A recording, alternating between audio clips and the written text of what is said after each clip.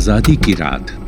150 साल के लंबे संघर्ष के बाद अब आखिरकार वो दिन आ गया था जब हर भारतीय अपने आप को आजाद महसूस करने वाला था। 15 अगस्त 1947 ये उस दिन से पहले तक बस एक आम तारीख हुआ करती थी, लेकिन आज ये तारीख इतिहास बनने वाली थी। रात के 11:58 पर माउंटबेटन अकेले अपने ऑफिस में बैठे थे और अपनी डायरी में लिखते हैं कि इस वक्त मैं इस दुनिया का सबसे ताकतवर आदमी हूं, ऐसा मैं महसूस कर रहा हूं। आज करोड़ों लोगों की जिंदगी का फैसला मेरे हाथों से होने वाला है। और इसके ठीक 2 मिनट बाद उसने भारत की आजादी के दस्तावेजों पर हस्ताक्षर कर दिए। देश आजाद हो चुका था। जवाहरलाल नेहरू ने उसी रात लाल किले से देश को संबोधित किया और उनका भाषण आजादी के इतिहास का बहुत ही विशेष भाषण माना जाता है। इसमें कहा गया था कि कई सालों पहले हमने किस्मत के साथ एक समझौता किया था। अब वक्त आ चुका है कि हम अपने उस समझौते और वादे को निभाएं, और न केवल दिखाने के लिए बल्कि भीतर से भी। आज आधी रात को जब सारी दुनिया सो रही होगी तब भारत उठेगा आजादी और अपनी जिंदगी के लिए। एक ऐसा पल जो इतिहास में बहुत कम बार देखने को मिलता है, जब हम पुराने से नए की ओर बढ़ते हैं, जब एक युग का अंत होता है, जब एक देश की आत्मा जो एक सदी से भी ज्यादा समय तक दबी हुई थी अंत में अपनी आवाज को पाती है। हमारी इच्छा है कि हम हर आंख के आंसू पोंछें। ये हमारे लिए करना बहुत मुश्किल हो सकता है, लेकिन जब तक इन आंखों में आंसू हैं तब तक हमारा काम खत्म नहीं होगा। हम अब भी काम करते रहेंगे और हमारे सपनों को सच करेंगे। वो सपने भारत के लिए तो हैं ही, साथ ही साथ वो इस दुनिया के लिए भी हैं। लाल किले पर आधी रात को हजारों लोग जवाहरलाल नेहरू के इस भाषण को सुनने के लिए आए थे।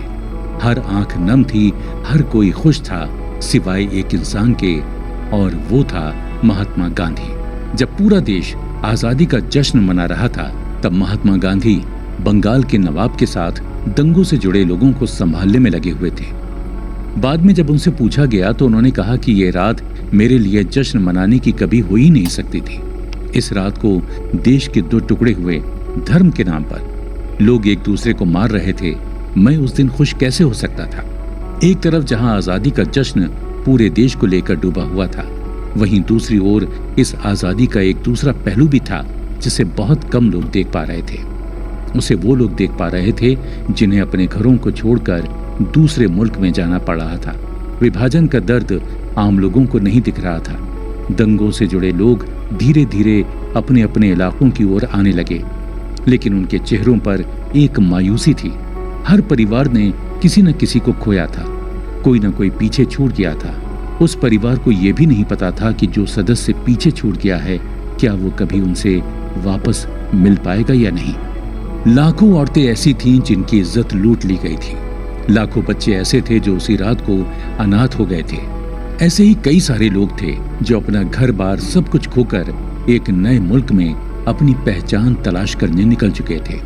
1 करोड़ से भी अधिक लोग अपने घरों को छोड़कर गए थे। इनमें से 20 लाख तो कभी अपने घर पहुंचे ही नहीं। वो या तो रास्ते में मारे गए या फिर कभी अपने घर वालों से मिल ही ना पाए। करीब 13 लाख मुसलमान तो वहीं 10 लाख के करीब हिंदू गायब बताए गए थे। 50,000 से भी अधिक हिंदू और सिख महिलाओं को अगवा कर लिया गया था। वहीं पाकिस्तान की तरफ से भी यही कहा गया था कि 50,000 मुस्लिम औरतों को दंगों के दौरान अगवा कर लिया गया है। हालांकि इनमें से कुछ औरतों की बाद में पता लग गया था, लेकिन उन्होंने अपने घर जाने से मना कर दिया था। ऐसा इसलिए क्योंकि उन्हें लग रहा था कि जो घटना उनके साथ हुई होगी उसके बाद उनके घर वाले शायद ही उन्हें स्वीकार करेंगे। माइग्रेशन का ये सिलसिला 15 अगस्त तक नहीं चलता रहा। उसके बाद भी ये वैसे ही जारी रहा।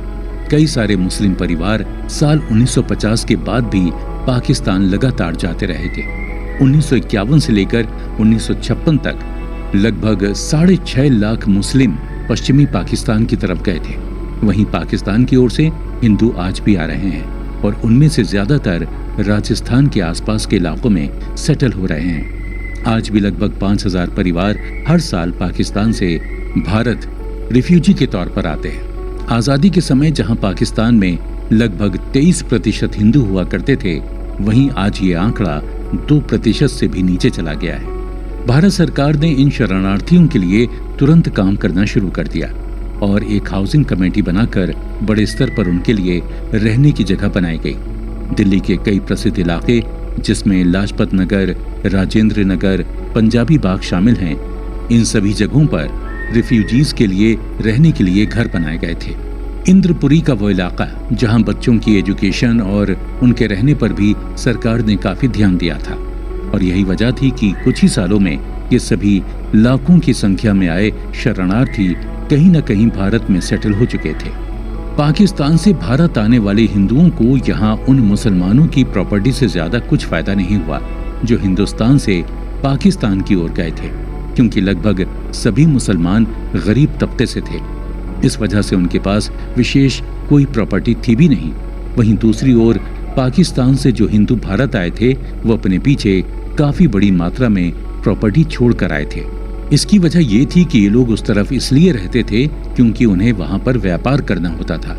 पाकिस्तान से आए हिंदुओं की प्रॉपर्टी पाकिस्तान सरकार के द्वारा हिंदुस्तान से गए मुसलमानों के रीसेटलमेंट के लिए इस्तेमाल की गई। भारत का बंटवारा इतिहास का एक ऐसा इवेंट है जिससे करोड़ों लोग प्रभावित हुए थे।